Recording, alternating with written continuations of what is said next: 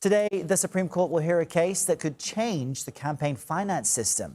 This decision could effectively erase some limits on party spending in federal elections. The National Republican Senatorial Committee is leading the push to deregulate, but Democrats fear overturning the current limits could wipe out the will of voters in favor of rich donors. CBS News chief legal correspondent Jan Crawford joins us now from our D.C. bureau to discuss this. Jan, good morning. Great to see you. What might we expect from the arguments today? Well, Errol, I mean, this is a pretty technical case, and it goes to, just bear with me when I try to explain this. It goes to whether or not federal law can limit the amount of money that political parties spend when they're coordinating with a political candidate's campaign.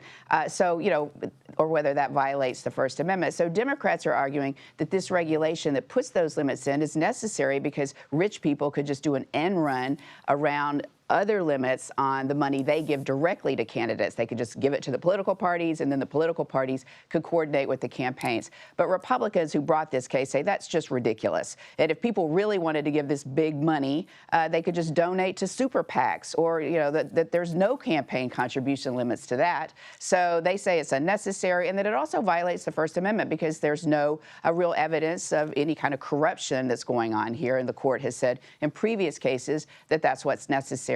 So, this is a case that I think would be very important for the political parties if the court would remove this kind of coordinated spending limitation, which in some ways, some people think the political parties have kind of gotten pushed aside in some of these more recent campaigns because you can just give unlimited amounts to big super PACs. And so that's kind of what we've been seeing. But otherwise, I think, it's could be kind of a narrow case. And also, Errol, there's a chance that the court may just say we shouldn't have even taken this case in the first place. There's a big question in the case on whether it's even before the court properly. Interesting. And Jan, we were able to speak with you yesterday, just ahead of the court hearing arguments in, I guess, the FTC firing case. What came from that? What jumped out at you?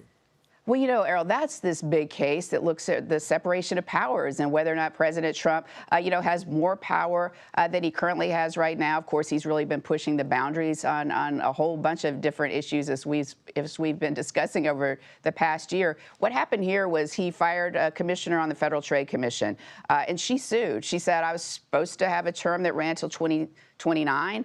That's how Congress created the FTC. It was supposed to be independent, nonpartisan, and we had these terms that presidents just can't willy-nilly remove commissioners unless there's been some kind of cause, like some kind of wrongdoing.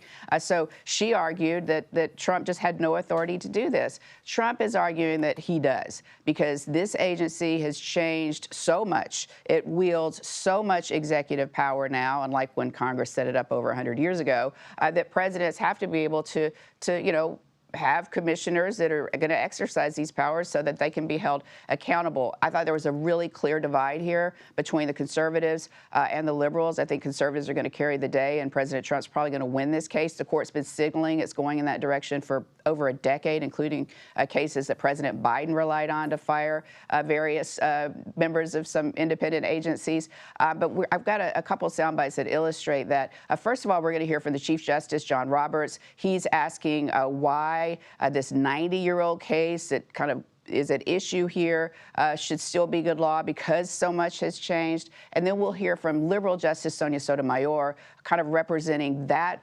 perspective that this is really going to upend how we think about these independent federal agencies. Take a listen to this, Errol.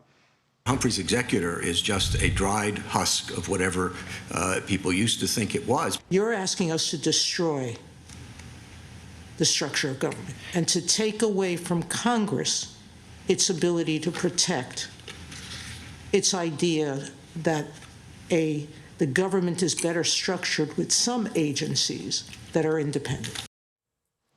But only 3 liberals, Errol, so I think Trump may win this one. Like I said, we'll have a decision, I expect, by July. Errol? All right, we'll keep watching that closely. Jan, thanks so much.